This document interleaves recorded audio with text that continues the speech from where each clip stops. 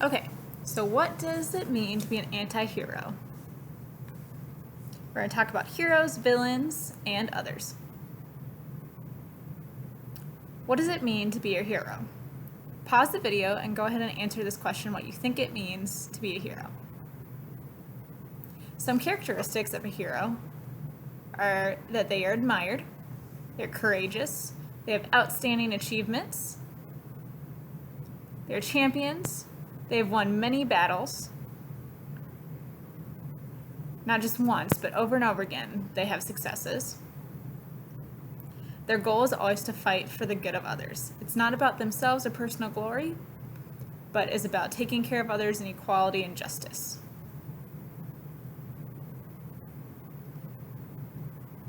Typically, they have otherworldly powers, like they can fly, they have a lot of strength and muscle and power, they're bigger than average, or have things like spidey senses.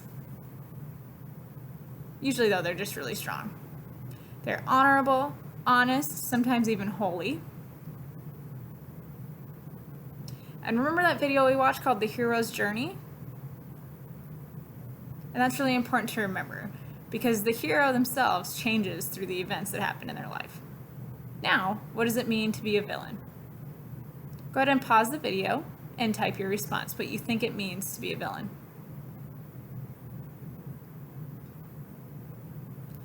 Villains usually break the law.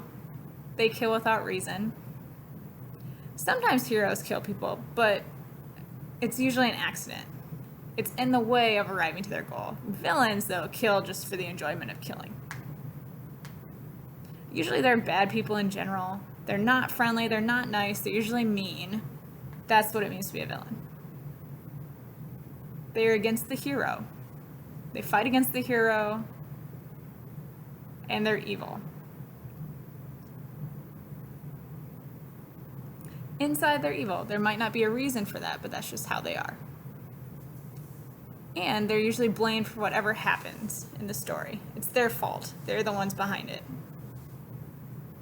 Now, what do you think it means to be an anti-hero?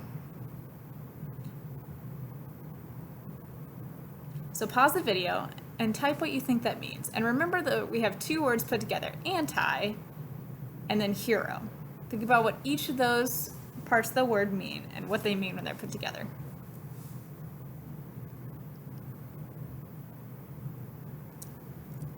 These pictures are examples of anti-heroes. First one is from a TV show called Breaking Bad. The man's name is Walter. Second picture is of Vader from Star Wars. The next one is Deadpool. Below is the Joker. Then V from V for Vendetta. V is his name. And then Thanos. Okay, so if we look at Walter from Breaking Bad, that character has cancer and he gets sick. And he can't afford to pay for his medicine anymore. And without his medicine, he's going to die. So he decided to sell meth. Now, so if we focus only on the fact that he's selling meth, he's a bad person, for sure. But if we think about, okay, really, his reason for selling meth is because he needs money so he doesn't die. So I have to think about balancing out those two aspects. Vader started out as an innocent kid, but then something happened and he did what he thought was right to protect his wife and children. But actually what happened is that he became a bad person.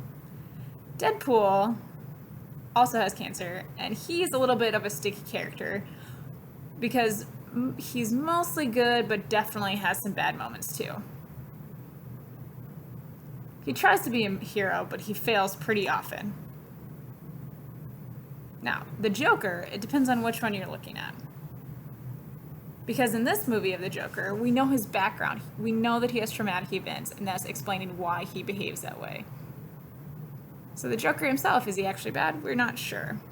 But if you look at the other movies, like The Dark Knight, the Batman movie, that Joker is a different person. We don't have his background.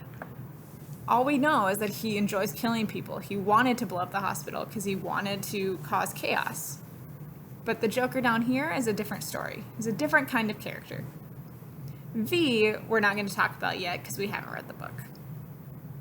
But just know that V is an anti-hero.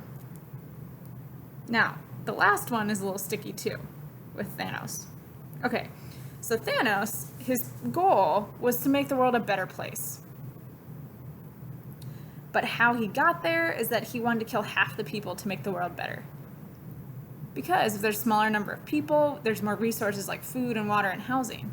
Don't have to worry about it because the population's smaller. It's easier to share the resources. So again, his goal is not bad. It's just the path to get there is what makes him a bad guy. So an anti-hero is a mix. So characteristics and background of an anti-hero. Really, that concept started a long time ago, in maybe like the Greek time, in old stories that are connected with religion. Or, it's also used in the 1700s. What's really important is to focus on the realism.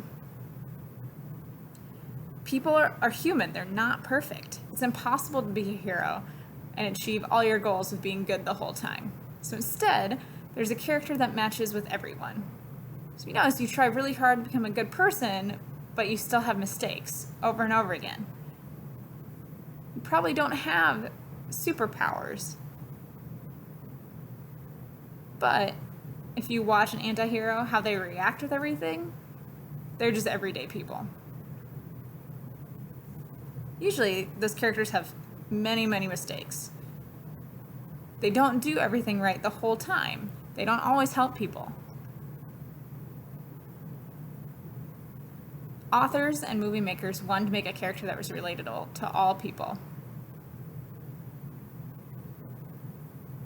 Usually they have moments of good, but it's often interlaced with bad moments too, where it kind of becomes blurry. It's gray area if you know if that character is good or bad.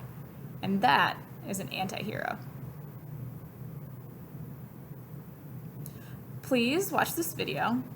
I'm not going to run the video during this actual video, but you can open it and watch it. And it's a really good example of different anti-heroes in pop culture. Your homework is to first write or type an example of an anti-hero that you know from a TV show, a movie, a video game, or a book. You must explain these two parts. What makes them an anti-hero with examples, and then how do you know this is your evidence? Type the answer and then upload it to Google Classroom, all right? Good luck. Have fun.